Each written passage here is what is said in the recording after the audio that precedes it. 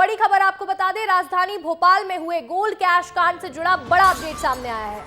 सौरभ शर्मा की नियुक्ति पर बड़ा खुलासा हुआ। दस्तावेजों में हेरफेर कर अनुकंपा में नियुक्ति पाई थी। वहीं हाईकोर्ट के वकील का विस्तार न्यूज पर बड़ा खुलासा आपको बता रहे हैं। भोपाल गोल्ड कैश कांड में बड़ा अपडेट सामने आया है, जहां सुबह एक डायरी भी बरामद की गई थी इनोवा कार से। तो वहीं अब सौरभ शर्मा की नियुक्ति पर बड़ा अपडेट और बड़ा खुलासा सामने आया। दस्तावेजों में हेरफेर कर यहां पर नियुक्ति करवाई गई थी। साथ ही हाईकोर्ट के वकील का यहां पे बड़ा खुलासा हुआ है।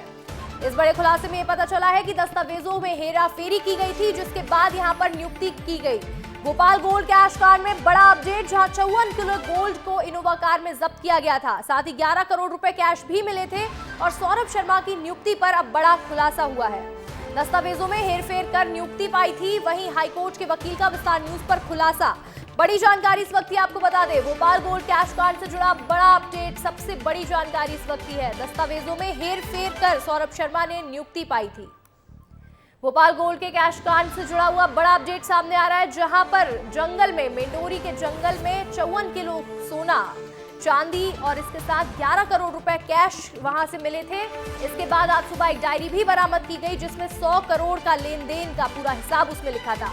वहीं अब एक और बड़ा खुलासा हुआ है सौरभ शर्मा की नियुक्ति को लेकर। सौरभ शर्मा की नियुक्ति पर खुलासा ये हुआ कि दस्तावेजों में हेरफेर कर नियुक्ति पाई गई। दस्तावेजों में हेराफेरी की गई, जिसके बाद अनुकंपा की नियुक्ति पाई गई। और हाईकोर्ट के वकील का विस्तार न्यूज पर खुलासा। सौरभ शर्मा परिवहन विभाग में कांस्टेबल थे और इसके बाद उन्होंने 12 सालों तक वो नौकरी करी। उसके बाद वो नौकरी उन्होंने छोड़ दी, जिसके बाद वो बिल्डर बने हैं। भोपाल गोल्ड कैश कांड से जुड़े बड़े अपडेट्स आपको लगातार दे रहे हैं। और वो जो नौकरी उन्होंने की, जब वो परिवहन विभाग में कांस्टेबल थे, वो नौकरी उन्होंने दस्तावेजों में हेराफेरी कर पाई थी। उनकी नियुक्ति दस्तावेजों में हेराफेरी के बाद हुई थी। ये बड़ा अपडेट इस वक्त का सबसे बड़ा अपडेट है सौरभ शर्मा वाले केस में, जो कि गोल्ड कैश कांड भोपाल में हुआ, जहां 54 किलो सोना भी बरामद किया गया। हमारे साथ हमारे सहयोगी अनिल गौड़ जुड़ रहे हैं, तो सीधा अनिल का रुख कर लेते हैं। अनिल, लगातार बड़े अपडेट सामने आते जा रहे हैं। सौरभ शर्मा को लेकर एक और खुलासा हुआ है कि दस्तावेजों में उन्होंने हेराफेरी की थी। क्या अपडेट है? बिल्कुल, देखिए अंश का जो धन कुबेर निकला है सौरभ शर्मा, उसको लेकर तमाम बड़े खुलासे सामने आ रहे हैं। बताया जा रहा है कि जो नौकरी उसने पाई थी वो गलत दस्तावेजों के जरिए पाई थी। और इसको लेकर खुद हाई कोर्ट के जो सीनियर एडवोकेट हैं अवधेश तोमर, उन्होंने आईटीआई लगाई थी और आईटीआई में उस विभाग ने, मतलब परिवहन विभाग ने दस्तावेज नहीं दिए। इस वक्त हमारे साथ मौजूद हैं अवधेश तोमर, हाईकोर्ट के सीनियर वकील हैं। सर, आपने जो आईटीआई लगाई थी दस्तावेजों को लेकर, क्या कुछ पूरा कहानी थी?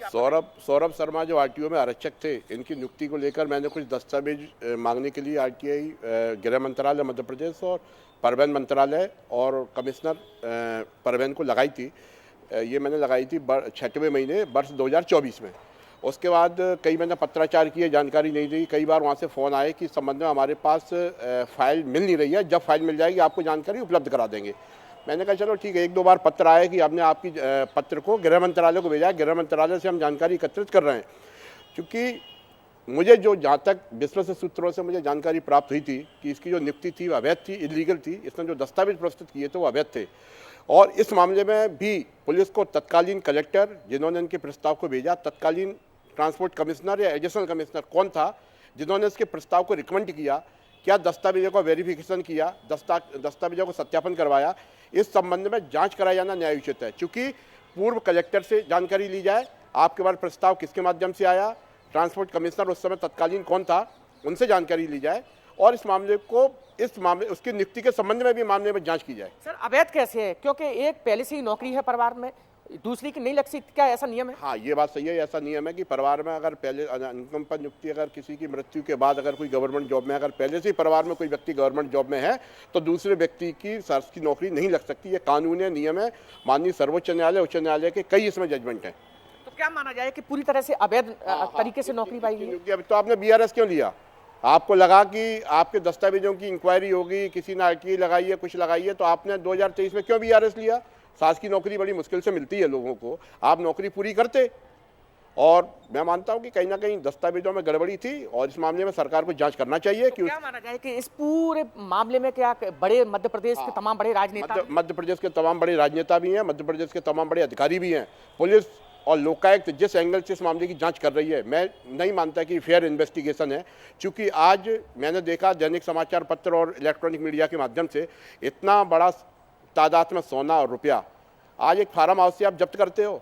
आप ये भोपाल एक मध्य प्रदेश की राजधानी है, हर जगह सीसीटीवी कैमरे लगे हुए हैं, हर चौराहे पे सीसीटीवी। क्या वो गाड़ी, जिस गाड़ी में इतना पैसा और जेवर पकड़ा गया, वो गाड़ी किसके घर से चली, कहाँ से चली, किस घर से निकली, ये सोना कहाँ से लोड हुआ, ये तो जांच का विषय इंक्वायरी का। पुलिस इस मामले में लोकायुक्त को इंक्वायरी करना चाहिए। मैं तो कहता हूँ मध्य प्रदेश की सरकार को इस मामले में रिटायर्ड न्यायाधीश जजों की जी अनिल, बिल्कुल। देखिए, इस खबर पर आप अपनी नजर बनाए रखिएगा। आपसे हम दोबारा भी जुड़ेंगे और इस खबर पर तमाम अपडेट्स लेते रहेंगे। फिलहाल आपका हमारे साथ जुड़ने के लिए बहुत बहुत शुक्रिया।